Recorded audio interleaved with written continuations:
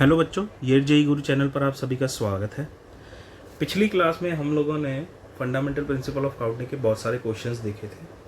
अब इस क्लास में हम लोग आगे पढ़ेंगे, जिसमें हम लोग परम्यूटेशन एंड कॉम्बिनेशन की डेफिनेशंस का मतलब जानेंगे, फैक्टोरियल क्या होता है और सिंबल ऑफ एनपीआर और एनसीआर का क्या मतलब होता है। ठीक है, तो सबसे पहले हम लोग स्टार्ट करते हैं परम्यूटेशन से।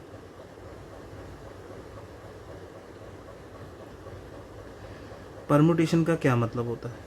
परम्यूटेशन का मतलब होता है it means arrangement of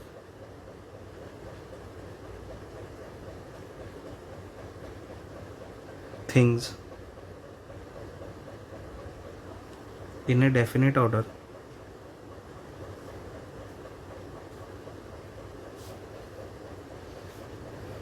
which may be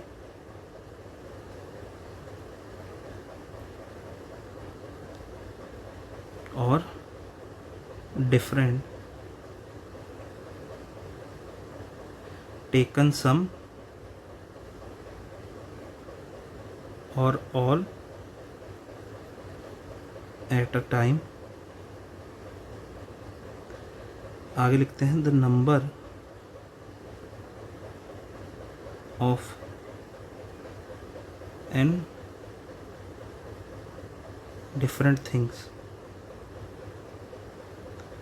taken are at a time is denoted by NPR, और इसको हम लोग ऐसे PNR भी लिख देते हैं। कहीं जगहों पे इसको ऐसे PNR ऐसे, और यहाँ तो ऐसे ANR करके भी लिखा होता है। अब यहाँ से ANR से मतलब क्या है कि परम्यूटेशन और अरेंजमेंट दोनों एक ही वर्ड है, कि चीज़ों को अरेंज करना एक डेफिनेट ऑर्डर में हम लोगों का क्या होता है, मतलब होता है परम्यूटेशन का। कि जैसे सपोज करो मेरे पास 3 ABC हैं, ठीक है। अब मैं ABC को ऐसे लिख सकता हूँ, ठीक है, एक ऑर्डर में ऐसे लिख सकता हूँ। अगर मैंने इनको अरेंज किया तो इनका पैटर्न चेंज हो जाएगा। तो ये ACB, ठीक है, BAC, ठीक है। तो ये देखो है तो तीनों वही लेटर्स ABC ही हैं, ठीक है। यहाँ पर भी ABC ही है यहाँ पे, बट अगर आप इनका पैटर्न अरेंजमेंट देखेंगे तो वो क्या है, अलग अलग है, ठीक है। तो अरेंजमेंट इज डिफरेंट। तो हमारे पास, ठीक है, परम्यूटेशन का क्या मतलब होता है, arrangement of things which may be alike, मतलब वो सेम भी हो सकती हैं और बिल्कुल अलग अलग भी हो सकती हैं। और उनमें से कुछ चीज़ों को उठा के, बहुत सारी में से कुछ को उठा के जो सेम या डिफरेंट हो उनको अरेंज करना, ठीक है, उसी को हम लोग परम्यूटेशन बोलते हैं, ठीक है। अब यहाँ पर हमें इस लाइन में क्या बोला गया था, इस लाइन में हम लोगों से ये बोला गया है कि अगर हमारे पास n डिफरेंट थिंग्स हैं, उनमें से हमने r, ठीक है, r का क्या किया है, अरेंजमेंट किया है। यहाँ पे मैंने लिखा नहीं है, नंबर ऑफ अरेंजमेंट आएगा, अरेंजमेंट ऑफ n, हाँ। तो यहाँ पर number of arrangement of n different things taken r, मतलब r या तो वो, ठीक है, r कम होगा उससे या उसके बराबर भी हो सकता है, डिपेंड करता है सिचुएशन टू सिचुएशन पे। तो उसको हम लोग number of arrangements of n different things taken, उनमें से कुछ r थिंग्स ले ली तो उसको हम लोग NPR से डिनोट करते हैं। और कहीं जगह पर NPR को ऐसे भी लिखा होता है, ऐसे भी लिखा होता है, और ANR के भी लिखा होता है। अब A का मतलब क्या होता है, अरेंजमेंट ही होता है। परम्यूटेशन और अरेंजमेंट एक ही मतलब होता है। अब जैसे एग्जांपल देखो, अगर मेरे पास, ठीक है, 5 बॉयज़ हैं, 5 boys to be arranged on 4 chairs, ठीक है। तो वो कितने तरीक़ों से हो सकते हैं, 5P4 से, ठीक है।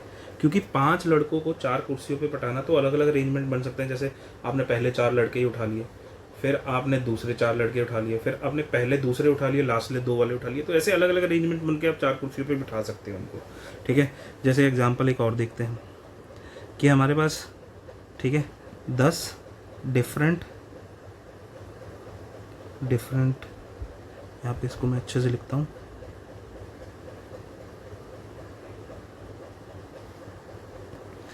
10 different colour of flags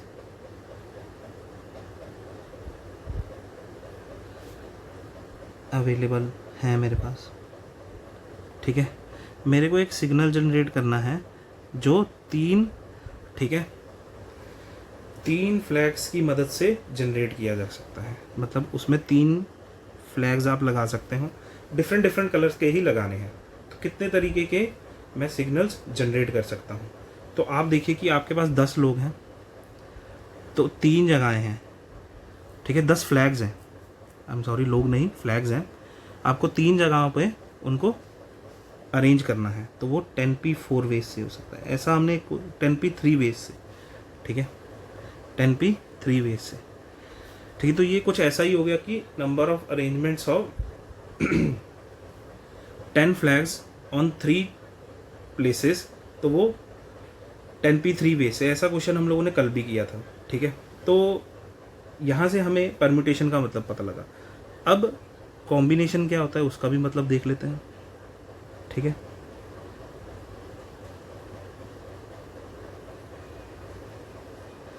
combination का क्या मतलब होता है हमारे पास, it means selection of things which may be alike or different, taken some or all at a time. The number of combinations of n different things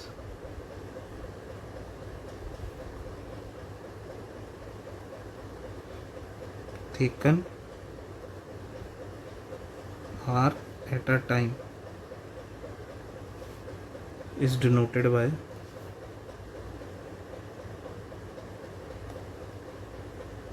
NCR, ठीक है। और इसको हम लोग कहीं पे CNR करके भी दिखा देते हैं।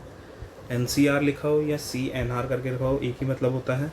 और कहीं कहीं जगहों पे तो ये ऐसे भी लिखा होता है, NCR को ऐसे भी लिखते हैं हम लोग, ठीक है। और कहीं पर ऐसे भी लिखा होता है C और फिर ऐसे ऊपर N और R नीचे, ठीक है। कहने का क्या मतलब है यहाँ से कॉम्बिनेशन का, कॉम्बिनेशन का ये कहने का मतलब है कि जैसे परम्यूटेशन में उसका मतलब था कि अरेंज करना एंड डिफरेंट थिंग्स में से R को, ठीक है। यहाँ पर कॉम्बिनेशन का ये मतलब है कि चीज़ों को सिलेक्ट करना, ठीक है।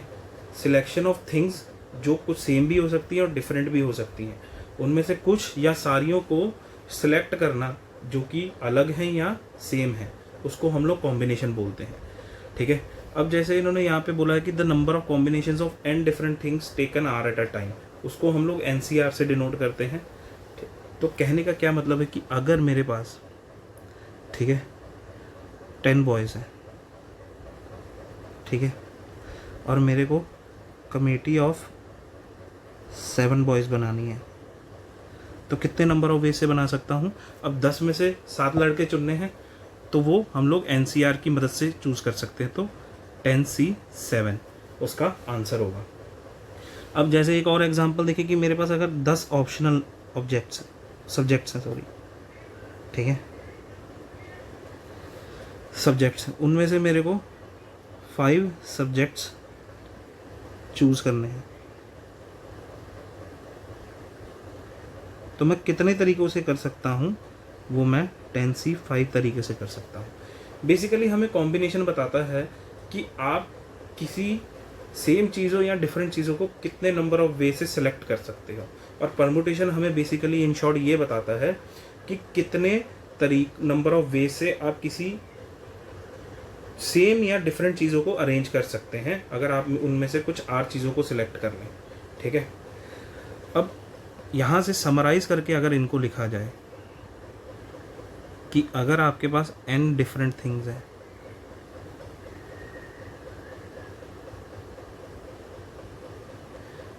तो अगर उनमें से आपको R2 भी अरेंज्ड करना है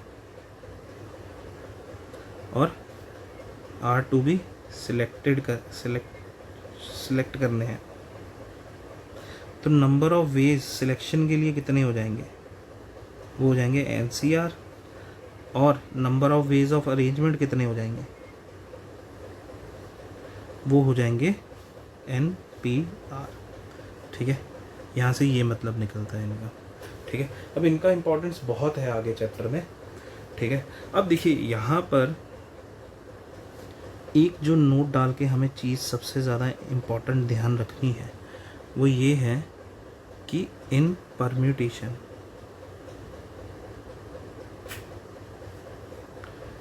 order matters. orders matters, but in combination order doesn't matter।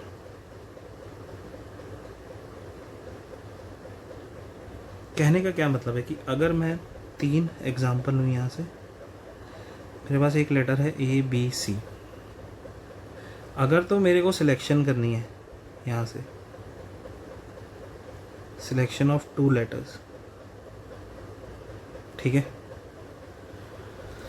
तो वो AB भी हो सकता है, BC भी हो सकता है और AC भी हो सकता है। ठीक है, अब इसमें आप इसको AB बोलो या BA बोलो, ये दोनों one and same he thing है। ठीक है, क्योंकि AB या BA इनका चाहे यहाँ पे ऑर्डर अलग है, बट सिलेक्शन में ये मैटर करता है कि आपने 2 लेटर्स उठाए हैं, वो AB बोलो या BA बोलो, वो एक ही कंसिडर किए जाएंगे। अगर यहाँ पे BC है और CB है, ये भी दोनों सेम ही कंसिडर किए जाएंगे। और यहाँ पर अगर AC है, CA है, ये भी दोनों सेम ही कंसिडर किए जाएंगे। बट अगर यहाँ पर अगर अरेंजमेंट के केस में देखा जाए,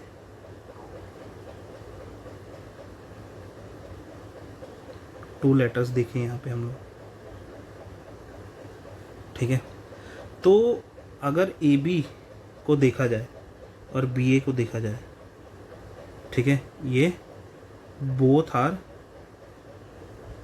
डिफरेंट अरेंजमेंट्स।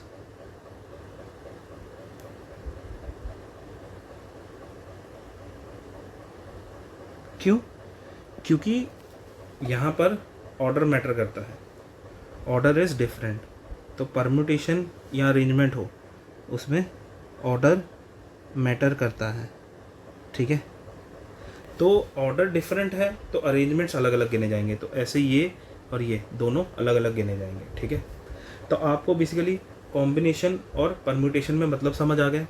तो आगे बढ़ते हैं हम लोग, फिर आगे हम लोग पढ़ेंगे कि हमारे पास फैक्टोरियल क्या होता है, फैक्टोरियल नोटेशन देखेंगे हम लोग कि फैक्टोरियल नोटेशन हमारे पास बेसिकली क्या होता है। देखिए यहाँ से अगर मैं लिखूं कि the continued product of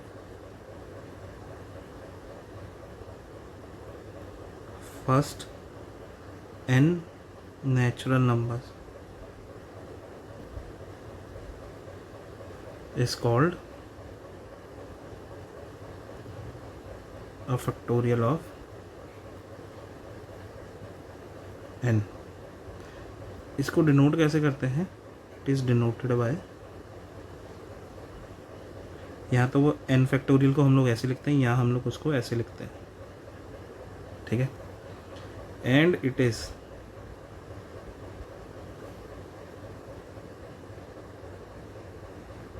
defined by defined as n factorial equal to 1 into 2 into 3 into so on up to n-2 into n-1 into n। Factorial का क्या मतलब होता है? फैक्टोरियल बेसिकली हमारे पास कुछ नहीं होता है, एक फर्स्ट n नेचुरल नंबर्स का प्रोडक्ट होता है। उसको हम लोग n फैक्टोरियल को हम लोग ऐसे भी लिख सकते हैं और ऐसे भी लिख सकते हैं, दो तरीक़ों से लिखते हैं हम लोग। तो हमें पता लग गया यहाँ से कि n फैक्टोरियल क्या मतलब होता है। तो अगर मेरे से कोई 6 फैक्टोरियल की वैल्यू पूछे कितनी होगी, तो वो बेसिकली पहले 6 नेचुरल नंबर्स का मल्टीप्लिकेशन लिखा हुआ है। तो 6 इंटू 4 इंटू 3 इंटू 2 इंटू 1, इसको 1 into 2 into 3 into 4 into 5 into 6 into 5 into 4 into 3 into 1 लिखो, तो दोनों से हमारे पास आंसर क्या आएगा? 6 फैक्टोरियल ही आएगा। इसकी वैल्यू होती है 720। अगर कोई 5 फैक्टोरियल की पूछे तो वो 5 इंटू 4 इंटू 3 इंटू 2 इंटू 1 होगा, जो कि 120 के बराबर होता है। 4 फैक्टोरियल की पूछे तो वो फर्स्ट 4 नेचुरल नंबर्स का मल्टीप्लिकेशन है, तो वो कितना होगा? 24। ठीक है, तो यहाँ से हमारे पास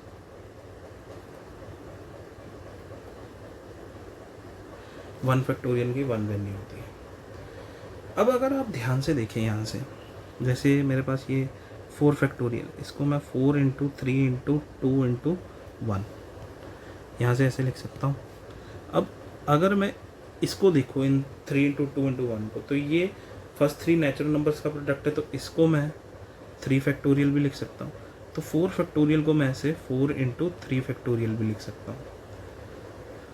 तो यहाँ से मुझे क्या पता लगा, ठीक है, कि अगर मेरे पास n फैक्टोरियल है जो कि n into n-1 into n-2 into n-3 so on up to 3 2 1 first n natural numbers का प्रोडक्ट है, तो उसमें से ये जो, ठीक है, n-1 तक प्रोडक्ट लिखा गया है कि मैं इसको n-1 फैक्टोरियल नहीं लिख सकता? लिख सकता हूँ। तो यहाँ से मैं n फैक्टोरियल को n इंटू n-1 फैक्टोरियल लिख सकता हूँ। इसको मैं ऐसे भी लिख सकता हूँ कि यहाँ पर बेसिकली ये जो n-2 तक प्रोडक्ट है, इसको मैं n-2 फैक्टोरियल भी लिख सकता हूँ। तो मैं n फैक्टोरियल को n into n-1 into n-2 factorial भी लिख सकता हूँ। तो यहाँ से मुझे पता लगा, कुछ इंपॉर्टेंट प्रॉपर्टी पता लगी कि यहाँ से n फैक्टोरियल को हम लोग ऐसे अरेंज करके भी लिख सकते हैं। और अगर आपको कहीं पे n+1 फैक्टोरियल दिया है, तो इसका मतलब ये है कि n+1 first n+1 natural numbers का प्रोडक्ट है ये, तो ये आप इसको n+1 इंटू n फैक्टोरियल करके भी लिख सकते हैं। डिफरेंट क्वेश्चंस में अलग अलग तरीके की चीज़ें दी होती हैं, तो हम लोगों को वहाँ से पता लग जाता है कि हमको कैसे सॉल्व करना है। बट जो बेसिक प्रिंसिपल है वो इसी प्रॉपर्टी को यूज़ करके आता है। अब अगर आप यहाँ से देखें कि ये जो मैंने प्रॉपर्टी लिखी थी n factorial equal to n into n-1, अब इसमें मैं नोट बना के ये चीज़ लिख रहा हूँ कि हमारे पास क्या होता है कि n factorial equal to n into n-1 factorial होता है। अगर मैं पुट n इक्वल टू 1 कर दूँ, इसमें क्या कर दूँ, n इक्वल टू 1, तो इधर मेरे पास 1 फैक्टोरियल आ जाएगा, इधर मेरे पास n की जगह 1 आ जाएगा, इंटू ये 1 माइनस 1 बन जाएगा। अब 1 फैक्टोरियल की वैल्यू 1 ही होती है, इधर 1 इंटू ये 0 फैक्टोरियल आ गया। ठीक है, तो अब 0 फैक्टोरियल इंटू 1 0 फैक्टोरियल ही बनेगा, तो हमारे पास जो 0 फैक्टोरियल की वैल्यू होती है ना, वो हमारे पास 1 होती है। तो ये बहुत इम्पोर्टेंट है कि हमें ये पता होना चाहिए कि ये कैसे आता है।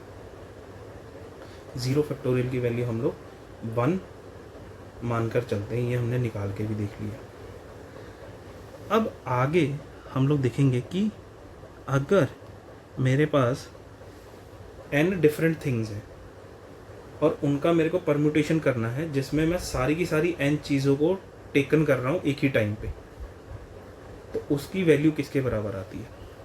तो number of permutations of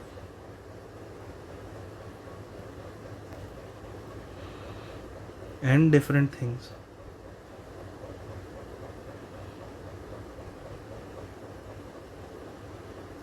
taken all at a time is equal to n factorial. तो हमें यहाँ से क्या पता लगा कि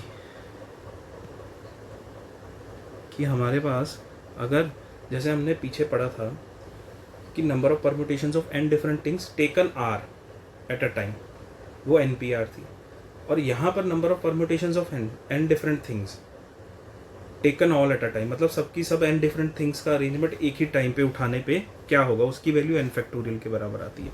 इसको हम लोग ऐसे भी देख सकते हैं कि हमारे पास अगर n डिफरेंट थिंग्स हैं, उनको हम लोगों को, ठीक है, n प्लेसेस पे अरेंज करना है, ठीक है, n प्लेसेस पे अरेंज करना है। ये सारी की सारी क्या है, n प्लेसेस हैं। तो जब आपके पास n डिफरेंट थिंग्स होंगी,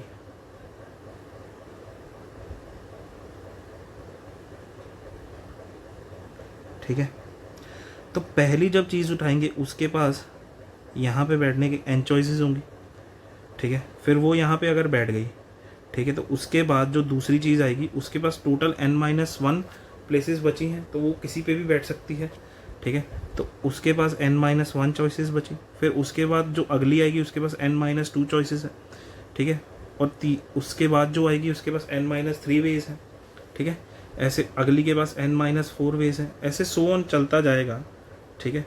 तो यहाँ पे जितनी टोटल n को अगर आप यहाँ पे बिठाओगे तो 3, ये बेसिकली यहाँ पे पहली वाली के पास n वेज है, दूसरी के पास n-1 वेज है, तीसरी के पास n-2, एक के बाद एक को बिठाना है, क्योंकि हम लोगों को सबको इकट्ठे उठाया है और सबको एक ही टाइम पे अरेंज करना है, तभी हमारा टास्क कंप्लीट होगा।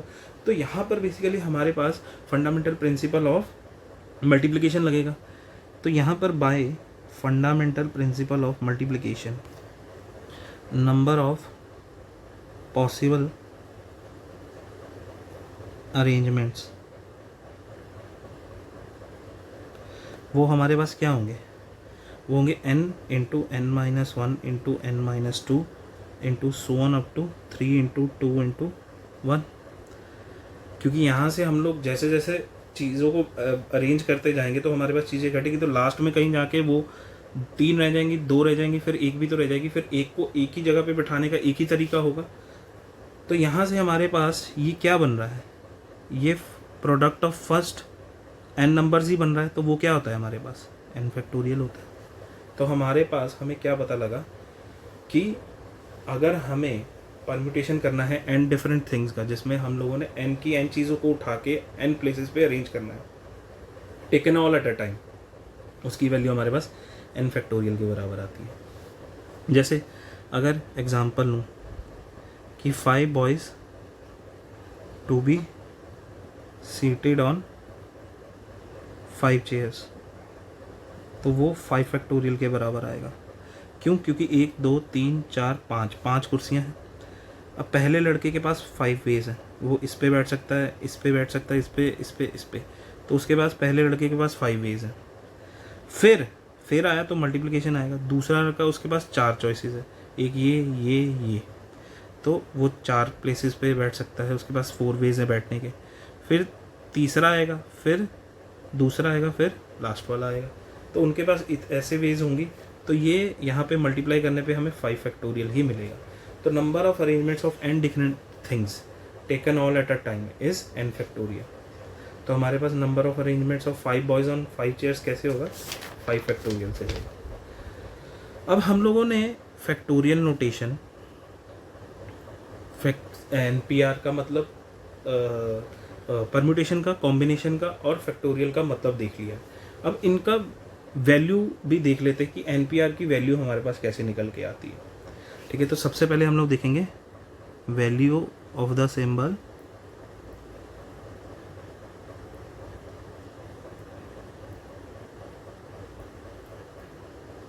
NPR। तो यहाँ से पहले मैं कुछ स्टेटमेंट्स लिखूँगा। स्टेटमेंट ये कह रही है कि let there be n different things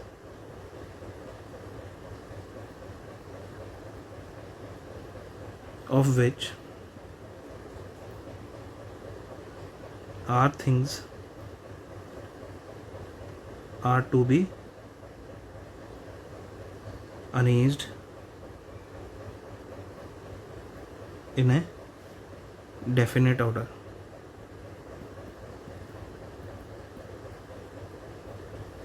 Then the number of ways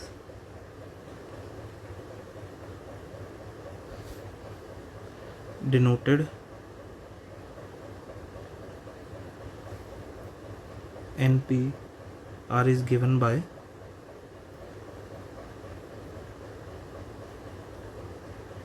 NPR equal to n factorial upon n minus r. जहाँ पर हमारा n होता है वो ग्रेटर देन और इक्वल टू r होता है. r हमारे पास होल नंबर्स को बिलोंग करता है, सेट ऑफ होल नंबर्स को, और n हमारा सेट ऑफ नेचुरल नंबर्स को बिलोंग करता है. ये कुछ कंडीशंस होती हैं NPR की, ये हमें पता होनी चाहिए. और value of the symbol NPR का वैल्यू क्या होता है हमारे पास, n factorial upon n minus r factorial. ये मतलब हमसे ये जो स्टेटमेंट लिखी गई इसमें बोला था कि हमारे पास अगर n डिफरेंट थिंग्स हैं, उनमें से r हम लोगों को अरेंज करनी है एक डेफिनेट ऑर्डर में, तो वो तो NPR से होगी क्योंकि अरेंजमेंट करना है. तो r थिंग्स का n में से डिफरेंट यहाँ पे ध्यान रखना है, डिफरेंट, क्योंकि सेम के लिए हमारे पास कुछ और फॉर्मूला होता है सेम थिंग्स के लिए, बट डिफरेंट थिंग्स के लिए उनमें से r थिंग्स का अगर अरेंजमेंट करना है एक डेफिनेट ऑर्डर में तो वो NPR होता है.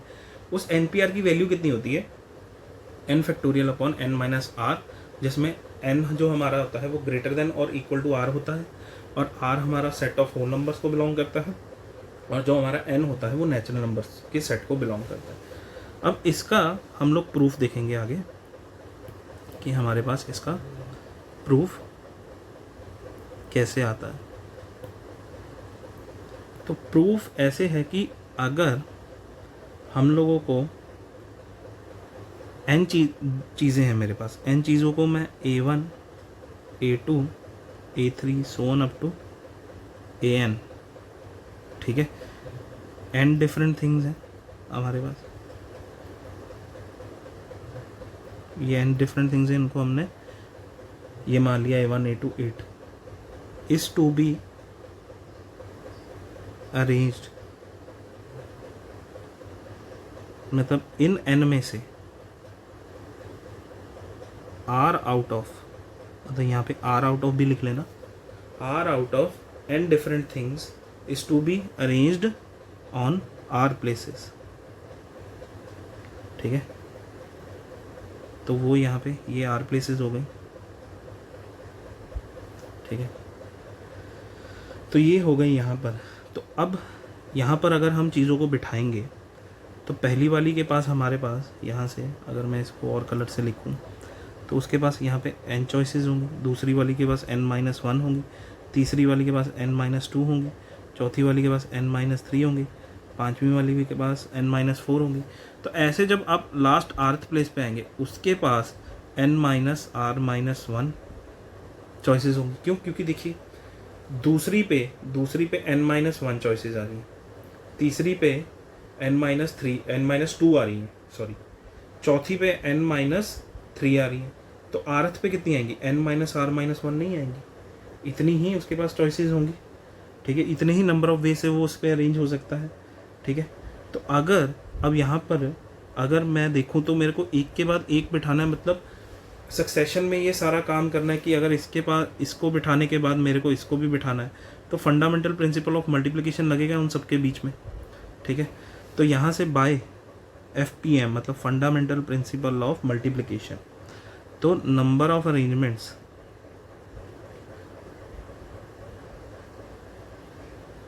Of r things out of n different things,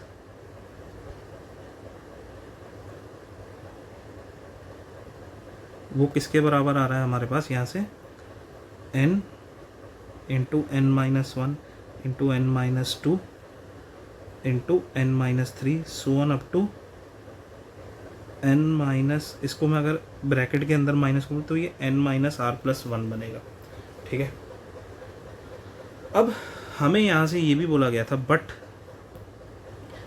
कि अगर आप लोग ध्यान से सुने हैं ऊपर कि but number of arrangements of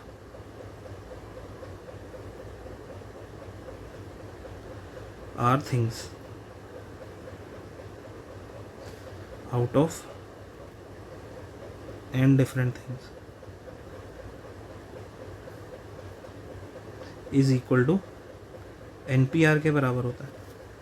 तो इसका मतलब है यहाँ से हमारे NPR को मैं इसके बराबर लिख सकता हूँ, क्योंकि ये भी तो number of arrangements of r things out of n different things बता रहा है हमें। तो NPR की वैल्यू यहाँ पे आ गई n into n minus one into n minus two so on up to n minus r plus.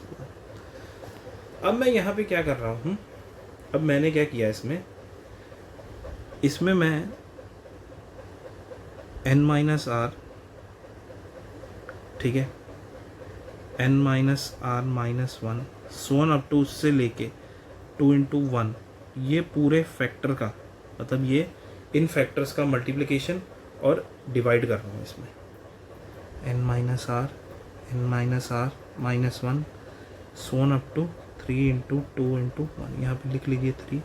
हाँ, मैंने क्या किया यहाँ पर n into n minus one n minus two so on up to n minus r plus one तक हमारे पास factors थे, वो NPR की वैल्यू थी। मैंने क्या किया उसमें एक चीज़ चेंज की कि मैंने क्या किया n minus r minus one so on up to 3 into two into one, ये जो नेचुरल नंबर्स के फैक्टर मिसिंग थे वहाँ पे उनसे मल्टीप्लाई डिवाइड कर दिया। अब मार्कर चेंज करके यहाँ से अगर मैं इसको सर्कल आउट करूँ इस कलर से, तो अगर आप लोग इसको ध्यान से देखें तो क्या ये आपके पास product of first n natural numbers नहीं मिल गया आपको, तो ये किसके बराबर हो गया n फैक्टोरियल के। और ये जो नीचे है अगर आप इसको ध्यान से देखें तो ये आपके पास n माइनस आर फैक्टोरियल नहीं आ गया। तो इसलिए इन फैक्टर्स को मल्टीप्लाई डिवाइड किया गया था ताकि आप वहाँ से NPR जो कि n factorial upon n minus are factorial आता है उसको प्रूव कर सकें।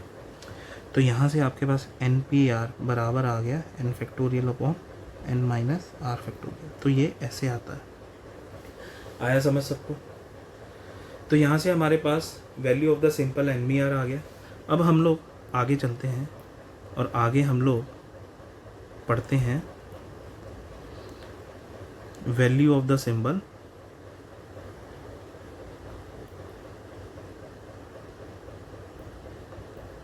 NCR क्या होता है, ठीक है। अब हमें पता है कि NCR का क्या मतलब होता है कि n डिफरेंट चीज़ों में से R को सिलेक्ट करना। तो यहाँ पर हम लोग मान लेते हैं कि let there be n different things of which are things are to be selected, then the number of ways is denoted by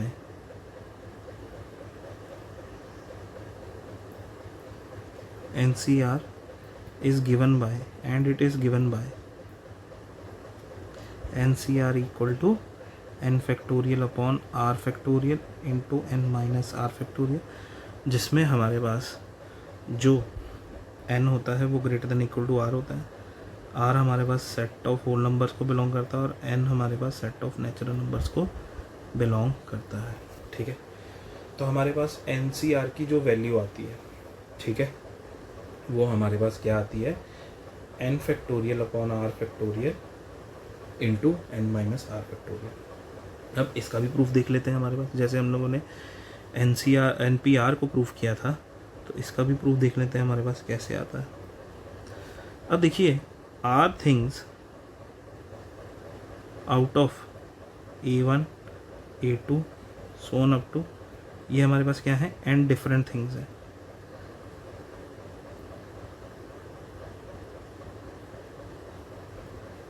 इनको अगर टू अरेंज्ड मतलब to be arranged on r places करें हम लोग, तो वो हम लोग कैसे कर सकते हैं? हमारे पास ये सारी आर प्लेसेस हो गई।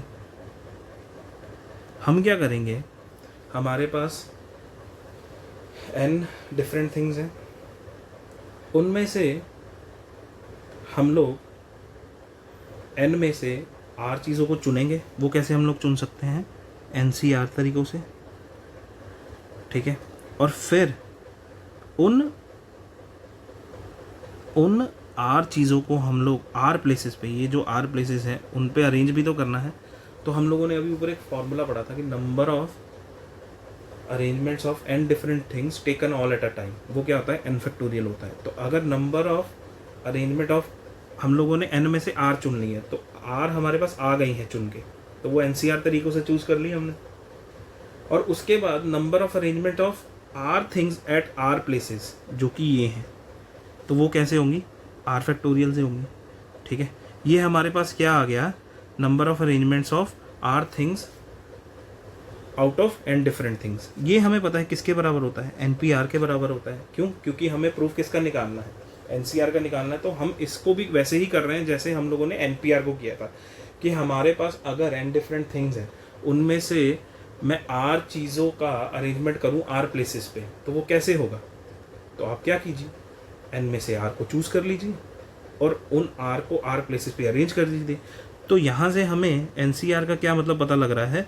NCR का हमें ये पता लग रहा है यहाँ से कि सिलेक्शन ऑफ R थिंग्स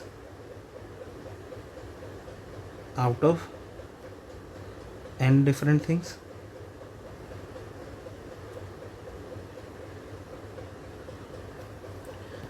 फिर आपने उन R चीज़ों को अरेंज कर दिया R प्लेसेस पे, वो क्या मिला हमें? R factorial. तो arrangement of R things on R places, ठीक है।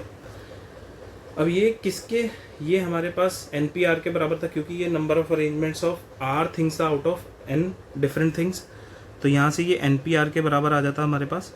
तो अगर आप यहाँ से देखें कि हमारे पास NCR इंटू R फैक्टोरियल, यहाँ पे NPR था, NPR को हम लोग लिख सकते हैं n upon n minus R factorial.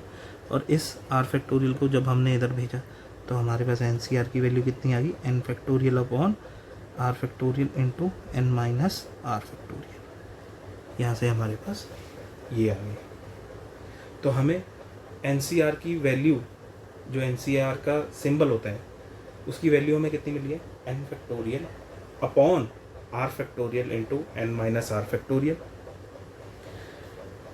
अगर हम लोगों को, अब देखिए हमें वैल्यू भी पता लग गई, मतलब भी पता लग गया NCR का, ठीक है। तो अगर मेरे को 10 बॉयज़, अगर मैं एक एग्जांपल लूँ, 10 बॉयज़ को, यहाँ से मैं इसको रब करता हूँ थोड़ा सा, 4 चेयर्स पे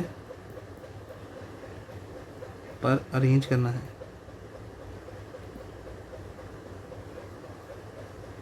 तो मैं 10 में से पहले 4 चुन लूँगा, वो 10C4 वे से चुना जाएगा, और फिर उन 4 लड़कों को उन 4 चेयर्स पे अरेंज कर दूंगा, जो कि 4 फैक्टोरियल से मिलेगा, ठीक है। ये उन 4 का अरेंजमेंट आ जाएगा मेरे पास, ठीक है। तो मुझे NCR का क्या मतलब पता लगा कि NCR में अगर मेरे को NCR, मेरे पास बेसिकली सिलेक्शन होता है, बट उसमें हम लोगों को सिलेक्शन करने के बाद अगर अरेंजमेंट का भी बोला गया है तो हमें वो भी साथ में करना है। वैल्यू ऑफ सिंबल तो समझ आ गई। तो अगर अब क्वेश्चंस में क्या हो सकता है कि आपको ऐसे भी बोला जा सकता है कि आपको 10 बॉयज़ दिए हुए हैं, उनको आप 4 चेयर पे कैसे बिठा सकते हैं, कितने नंबर ऑफ वे से बिठा सकते हैं, तो सब 10 लड़के अलग अलग हैं।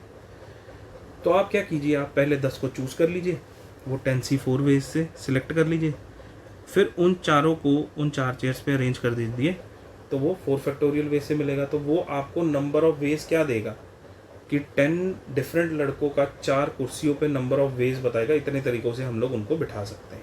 ये यहाँ से NCR की मदद से हम लोग और n फैक्टोरियल की मदद से हम लोग निकाल सकते हैं। तो परम्यूटेशन और सिलेक्शन कलेक्टिवली कैसे क्वेश्चंस में यूज़ होता है हमें इस सिचुएशन से पता लग गया।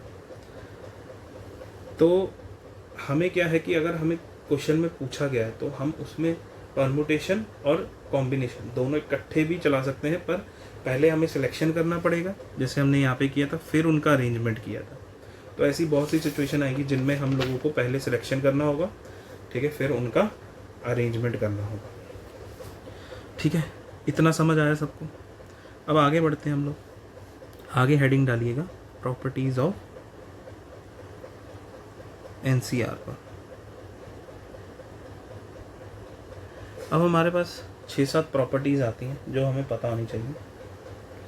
क्या होती है उनमें? सबसे पहली जो प्रॉपर्टी होती है वो ये होती है कि हमारे पास जो NP0 है उसकी वैल्यू 1 होती है। देख लीजिए करके, NP0 हमारे पास क्या आएगा?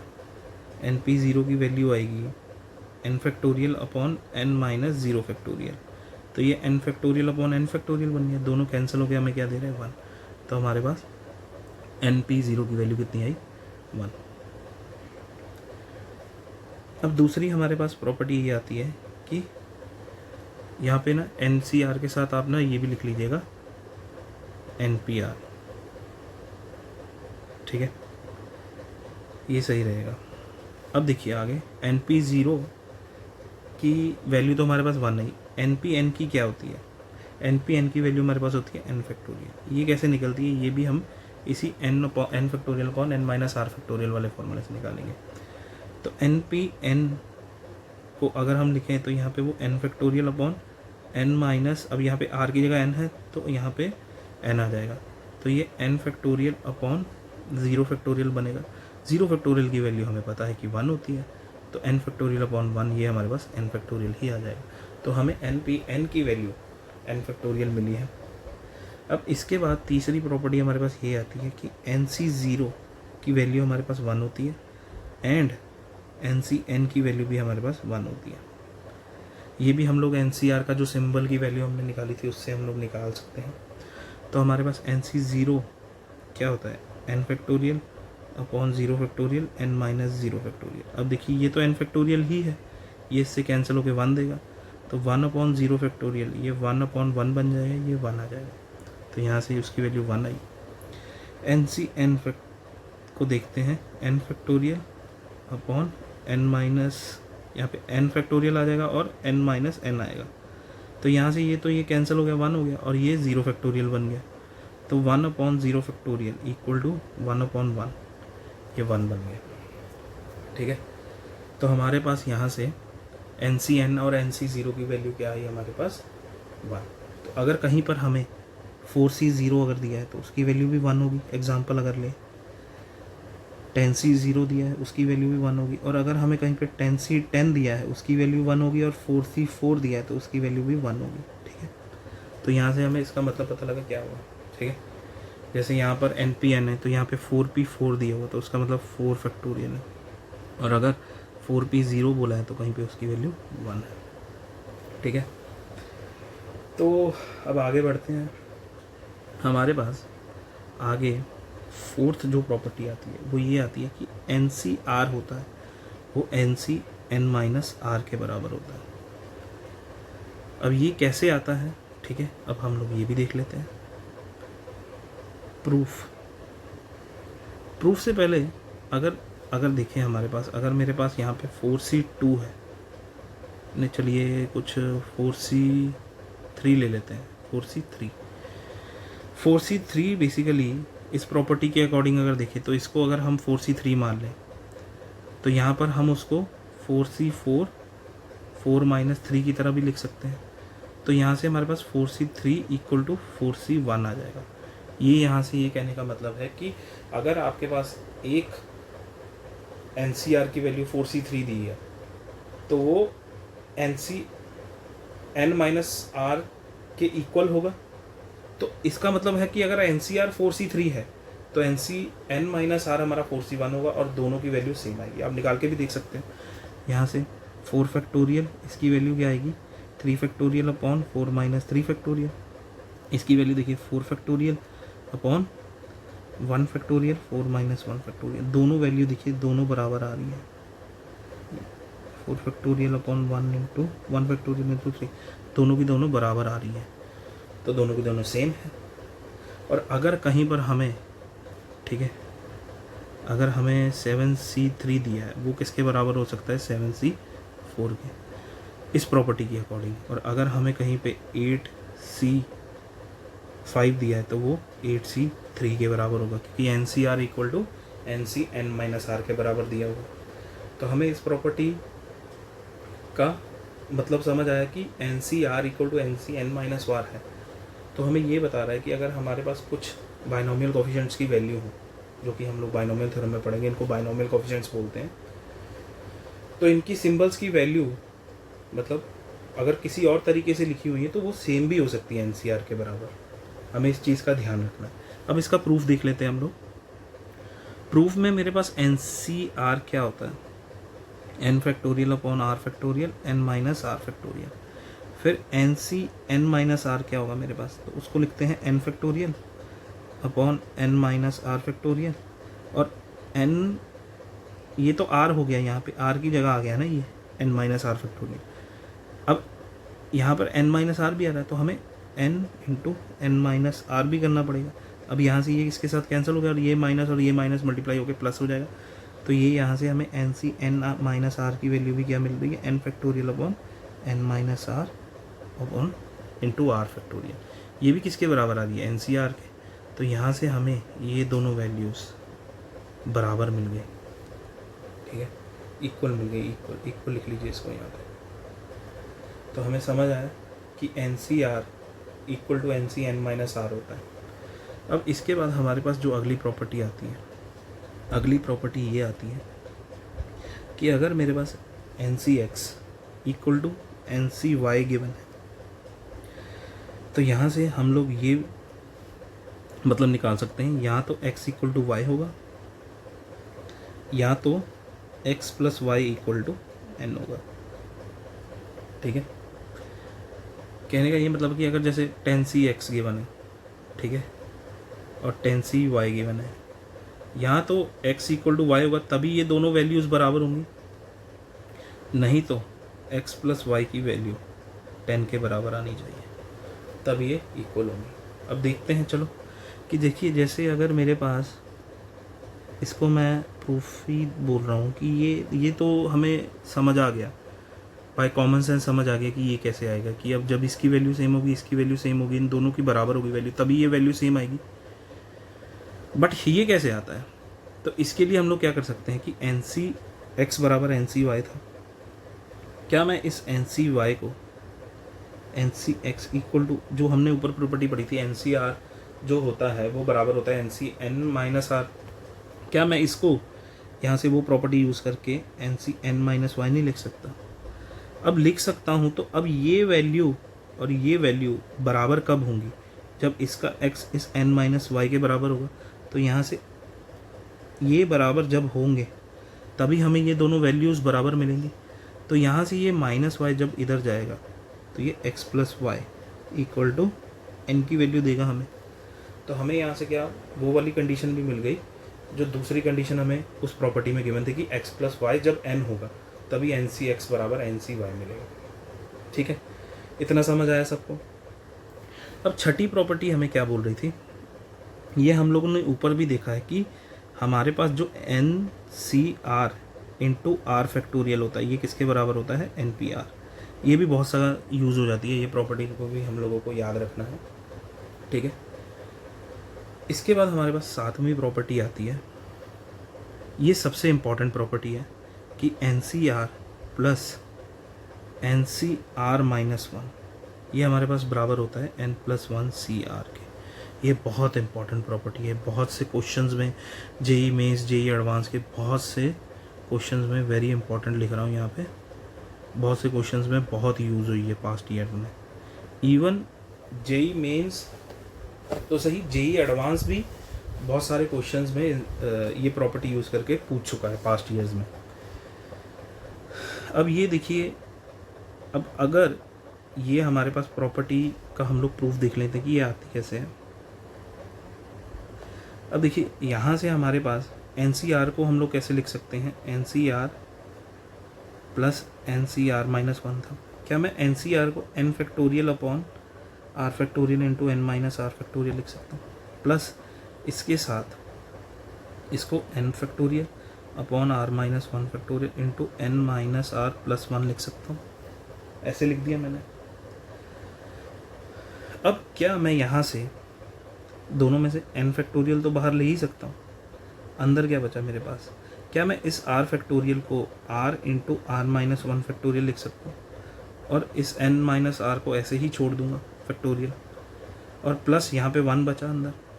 अब इस r माइनस 1 फैक्टोरियल को तो मैंने ऐसे ही लिखा, और इस n minus r plus 1 factorial को क्या मैं ऐसे लिख सकता हूँ, n minus r plus 1 into n minus r factorial. हमने एक प्रॉपर्टी पढ़ी थी ना, n factorial equal to n into n minus 1 factorial, तो उसी का मदद लेके हम लोगों ने यूज़ किया। अब देखिए यहाँ पे n minus 1 factorial r minus 1 factorial है, यहाँ पे भी ये बाहर आ जाएगा, ये भी यहाँ से बाहर आ जाएगा, और यहाँ से ये n माइनस r और ये दोनों n माइनस r कॉमन आके बाहर आ जाएंगे। तो n factorial upon r minus 1 factorial into n minus r, अंदर हमारे पास क्या बच रहा है, 1 by r plus 1 by n minus r plus 1, ये बच रहा है। अब हम क्या करेंगे, इसको ऐसे ही छोड़ देंगे अभी के लिए, इसको सिंप्लीफाई करते हैं तो n minus r plus 1 plus r upon r into n minus r plus 1, ठीक है। तो अगर यहाँ से r और r कैंसिल हो गया, ऊपर बचा क्या हमारे पास, n plus 1 into n factorial, क्योंकि यहाँ से n प्लस 1 बचा। अब नीचे देखिए ये r और ये r माइनस 1 फैक्टोरियल मल्टीप्लाई होके हमारे पास फिर से r फैक्टोरियल ही बन जाएगा, ठीक है। और यहाँ से ये दोनों मल्टीप्लाई होके हमारे पास n प्लस 1 फैक्टोरियल के बराबर आ जाएंगे, और नीचे हमारे पास n माइनस r फैक्टोरियल, और यहाँ से नहीं, ये n माइनस r प्लस 1 है, इसको मैं ऐसे लिख सकता हूँ, n plus r 1 minus r, ऐसे लिख सकते हैं हम लोग, ठीक है। और ये जब, ठीक है, इससे क्लब होगा, ये दोनों क्लब होंगे, तो आपके पास जो वैल्यू बनेगी वो बनेगी n plus 1 factorial upon r factorial, और यहाँ से n plus 1 minus r factorial. क्या ये इसके बराबर नहीं आ रहा है, n प्लस 1 सी r के बराबर।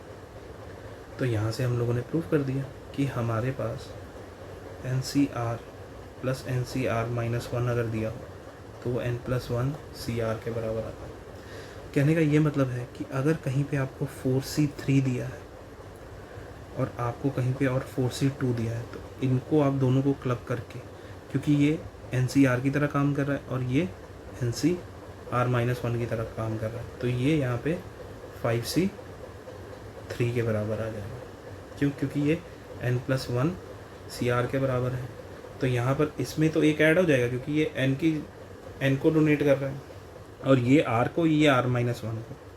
तो नीचे इसके अगर ये n प्लस 1 CR के बराबर आएगा, तो n में n को अगर 4 लिया है तो यहाँ पे n प्लस 1 5 हो जाएगा, और यहाँ पर r आएगा जो कि 3 लिया था हमने। एक और देख लेते हैं, जैसे अगर हमें 10C7 दिया है और 10C6 दिया है, तो ये हमारे पास 11C7 बन जाएगा। तो ये प्रॉपर्टी हम लोग कहीं सीरीज़ के क्वेश्चंस में यूज़ कर सकते हैं हम लोग। तो यहाँ से आपको सारी प्रॉपर्टीज समझ आई। अब आगे हम लोग कुछ क्वेश्चंस करते हैं इसके।